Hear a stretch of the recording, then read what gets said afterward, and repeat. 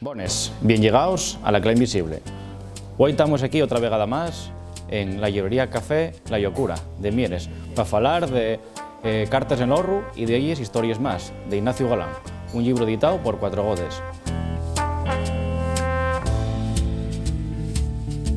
Ignacio Galán es escritor, periodista y activista por los derechos lingüísticos, además de haber sido merecedor de ellos premios importantes como la Enriqueta González Rubín.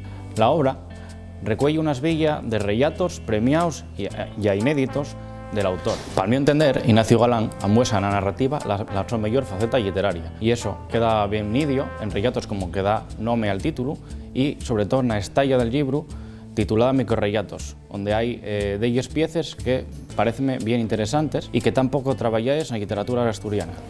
Cabe destacar también la parte gráfica del libro, fecha por el ilustrador Marcos Martínez Fernández, conocido en redes sociales como Indelendo, al que desde aquí encamiento a todo el mundo a seguir, donde vemos unas ilustraciones bien prestoses, bien traballadas y que van relacionadas con los relatos del libro. La nuestra conexión, voy a leer uno de los microrelatos de la última estalla del libro, que llámase La nuestra conexión. Y era una sesión, despertar y mirate, e ir conmigo a una cama, tocate todo el día, sentir la tu calor, disfrutar contigo de tantas cosas, con tantas personas, con los nuestros juegos, y anzate mirades furtives en el trabajo, viajar contigo, y no mo separtar ni un minuto.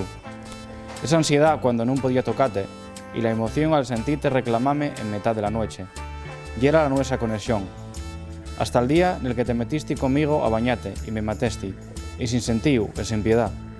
Sabía que no era buena idea tener el iPhone enchufado en el borde de la bañera. Una de las cosas que más me prestan del libro es la su capacidad para comunicar usando un asturiano y un lenguaje muy sencillo y a la par muy cuidado, contando además historias que conecten con la cotidianidad, como fan escritores como Laura Marcos, por ejemplo, o otros narradores de la literatura asturiana de anguaño.